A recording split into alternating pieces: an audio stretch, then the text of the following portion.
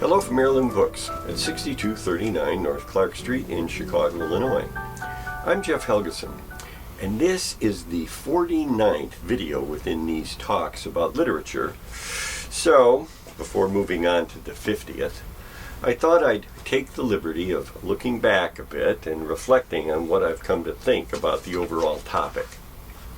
Voltaire, who was the subject of the 22nd of these talks, according to a Facebook post I recently saw, is supposed to have once observed that a person is always a product of the time within which he or she lived. And I have certainly come to believe that the various pieces of writing I've addressed over the past 2 or so years are also profoundly influenced by the time and cultural, historical, social, and economic circumstances under which they were written. However, I've also come to believe that something more is clearly evident within the works I've attempted to address so far, extending from the Epic of Gilgamesh to Marcel Proust's Remembrance of Things Past. That something more is universality. Without doubt, the circumstances of time and place and a writer's personal experience each play a significant role in terms of the subject matter, structure, and style, and often the clearly autobiographical content of a literary work. But in every case, the subjective paths taken by authors of all kinds and from widely different historical, cultural, and personal backgrounds seem to lead to what I can only describe as transcendent, universal forms of expression. Writers as different as Heinrich Ibsen and Marcel Proust may have been exploring aspects of their personal experience within their work, but they also pressed well beyond that biographical material to touch upon and make available things that are common to all people from any place in the world or any period of historical time. Even such fantastically impossible journeys into and back from the realm of the dead, as described in the Epic of Gilgamesh, in Homer's Odyssey, Virgil's Aeneid, Ovid's Metamorphoses, and Dante's Divine Comedy, can and do occur within the dream life of any person who has ever lost a loved one and later experienced a REM sleep encounter with that individual. In more practical terms, literature can also offer real-life expectations of what is probable within people's lived experience, well beyond the particularized lessons of history about which Brave New World author Aldous Huxley, again according to my Facebook stream, once observed, the primary lesson from which is that people do not learn lessons from history. Now, perhaps the same can be said for creative literature. Yet, the broadly human insights that it has the ability to provide often reach well beyond the particular and offer sentiments that virtually all human beings at some level can recognize as their own. When the ancient female Greek poet Sappho, from sometime around 600 BCE, states, "Love shook my heart like the wind that falls on oaks in the mountains," anyone who has ever felt infatuation can understand the emotion, suggesting, it might seem, that literature is somehow generally truer than the particular facts of history, and for those individuals who might be yet to experience the feeling, what is provided is a metaphoric depiction of something that they may well expect at some time in the future. That's always been a primary point of literary expression. Its didactic intentions, lessons about the varied aspects of life conveyed in a way which will sustain attention in order to consequently inform and delight, as the 4th century before the current, or rather common era Greek philosopher Aristotle expressed it. A few centuries later, the Roman writer Horace stated in a work called Ars Poetica, moral profit should be combined with pleasure. And 1500 years after that, the Elizabethan English poet Sir Philip Sidney defended literature in pretty much the same terms, pushing back against the assault of book-banning moralistic Puritans. In the 1700s, the French Enlightenment philosopher and encyclopedist Denis Diderot characterized literature as le genre sérieux, the serious genre dealing with genuine concerns of life. And then late 19th century German philosopher Friedrich Nietzsche additionally established a connection with the most ancient ritual expressions of the human condition. Patterns of encounters represented in literary form, I would say, are derived from life and develop in a generally consistent manner that Aristotle described within his Poetics as a single action divided into 3 parts, beginning, middle, and end.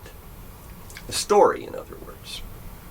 Much to the benefit of George Lucas and the Star Wars motion picture franchise, in a book titled The Hero with 1,000 Faces, mythologist Joseph Campbell further described this sequence as a monomyth consisting of separation, initiation, and return, about which Campbell states, a hero ventures forth from the world of common day into a region of supernatural wonder. Fabulous forces are there encountered, and a decisive victory is won. The hero comes back from this mysterious adventure with the power to bestow boons on his fellow man. This is the stuff of Jack and the Beanstalk, every bit as much as Luke Skywalker's response to the mysterious holographic call for help that starts him off to eventually encounter the dark side, discover the identity of his father, and come to make use of the force of intuition and reliance upon a life-sustaining beneficence within the universe. Yet, this is also the call of the daily alarm clock and the need to rise from nocturnal stasis and boldly go off into the world of working a job in order to bring home the boon of a regular paycheck. What's different in every instance, however, is the place and time and particular identities of the individuals represented. And this is the point at which reading becomes something like the Gestalt figures of either a silhouette of 2 faces or a chalice, or a young woman seated at a vanity table, or a gaping human skull. There's a specific set of individuals represented, and the events within which they are engaged, replete with ideas and insights and deeply personal inner worlds of consciousness. But also, as observed by psychoanalyst inventor Sigmund Freud in a book called Character and Culture, what is consistently present is the felt sense that the hero is a collective representative of the human ego or sense of self, His Majesty, the ego as characterized by Dr. Freud, and it is this hero with 1,000 faces which functions as a kind of surrogate for both authors and readers, representative of the human being confronted with circumstances that simultaneously reflect and refract life. This allegorical nature of a fictional narrative is, of course, most easily recognized in folk tales, myths, and the world's sacred texts. But it's equally present in other forms of literature. That is what produces what Aristotle described as the emotions of pity and fear in a tragedy, and ultimately result in their resolution through catharsis, the release of these feelings by the acceptance of an inevitable outcome involving loss, most often the death of a flawed central character who otherwise exhibited positive attributes, but was typically blindsided by a tendency toward pride, something which, of course, as people have often said, cometh before a fall. It's reader identification with a central character that also makes Jack London's To Build a Fire and Stephen Crane's The Open Boat appear to be so shocking, essentially because of the indifference to human life that they depict, which challenges the fictional conventions of what Freud described as the protection of a special providence associated with the ego personification of a hero, the significant mark of invulnerability. The expectation of a central character successfully navigating the challenges being confronted. Yet, this is also what makes such works philosophically and psychologically meaningful. At the very beginning of these talks, I quoted 20th century poet, editor, and unfortunately unapologetic fascist and one-time imprisoned war criminal Ezra Pound as having said that literature is news that is always new. A century or so earlier, poet Percy Bysshe Shelley, the husband of Mary Shelley, the author of Frankenstein, had asserted that literature provided a civilizing force which teaches by example, and, because it is read for pleasure, makes its influence more accessible than other forms of expression, providing a kind of unbounded, crowdsourced, experiential sense of things, consisting of what the American poet Marion Moore described as imaginary gardens with real frogs in them. Still, I would say that the gardens are real too. They are the product of imagination inspired by experience and understanding of life developed from all over the world and throughout the whole of human history, and very probably not because of a set of images inherited through an archetypal collective unconscious passed on since primordial time, but rather because on a very basic human level, things have not really changed in spite of social, cultural, and technological developments which have accumulated, while history has consistently shown that the more things change, the more they remain the same. So,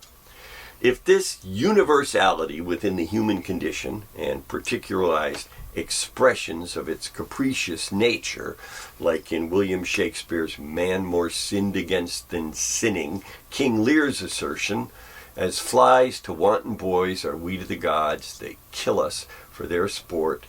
is what is made available from world literature, a significant question becomes how to go about interpreting what one reads. This, of course, reaches well beyond the elemental concerns of sufficient familiarity to a written language, essentially a system of visual symbols, the ability to recognize words and their syntax.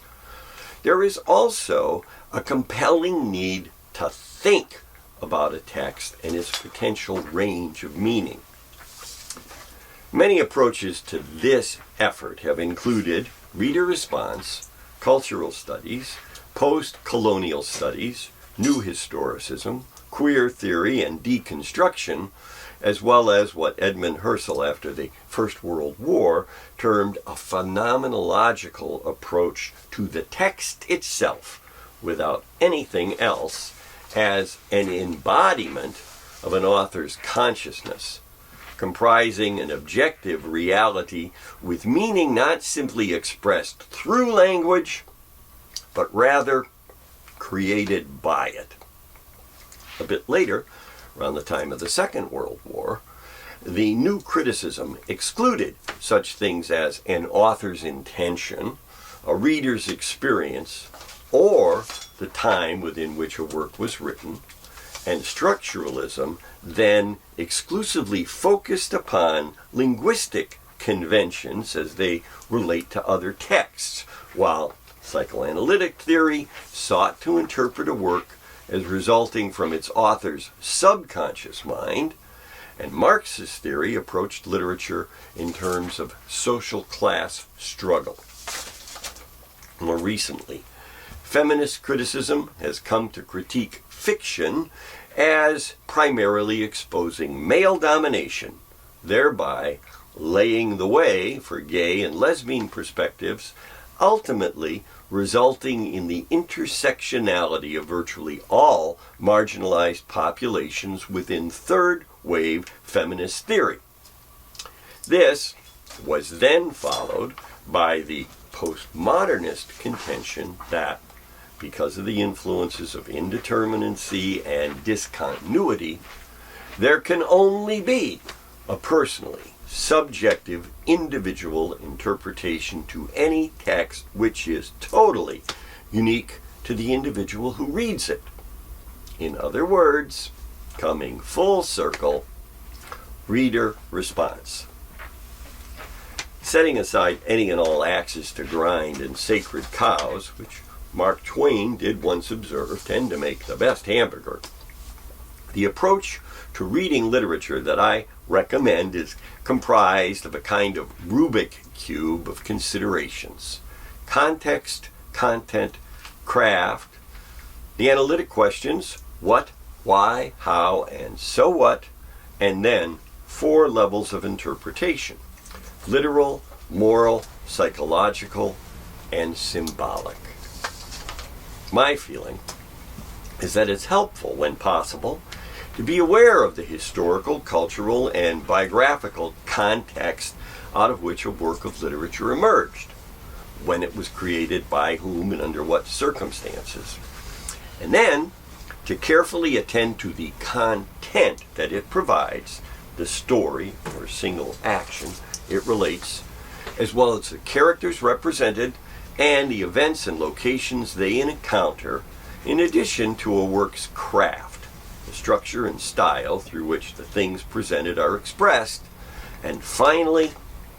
possible significance of the worldview conveyed by a piece of literature, potentially interpreting it from perspectives of literal, what you read is what you get, moral, an implicit sense of right and wrong, and psychological, emotions and motivations, as well as symbolic, suggested meaning, something that stands for something else and all its associated connotations.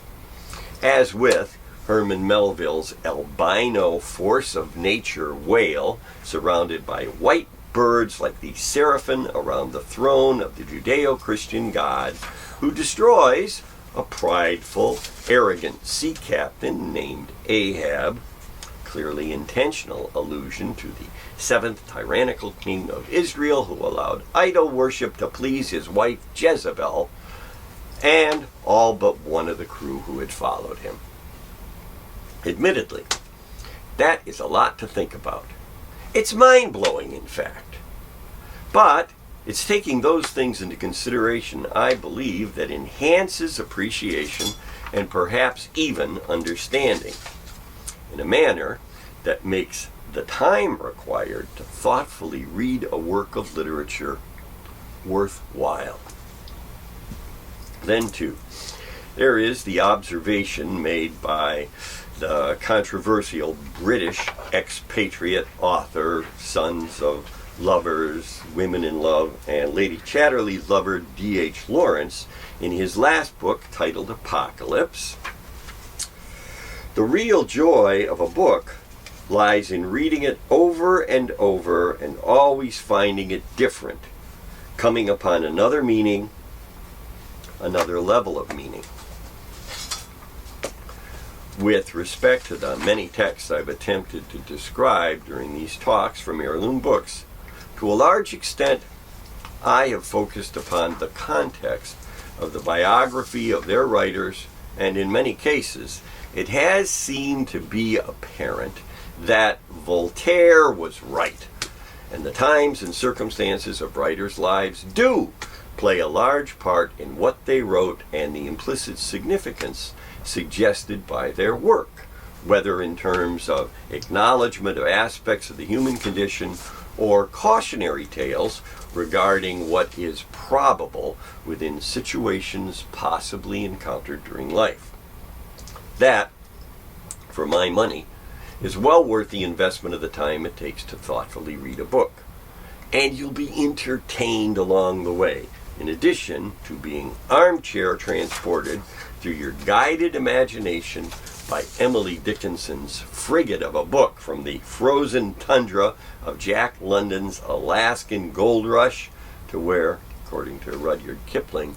the sun comes up like thunder over China across the bay, while also moving all across historical time and well into the brave new world of the future. I'm Jeff Helgeson,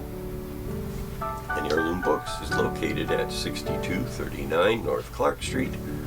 in Chicago, Illinois.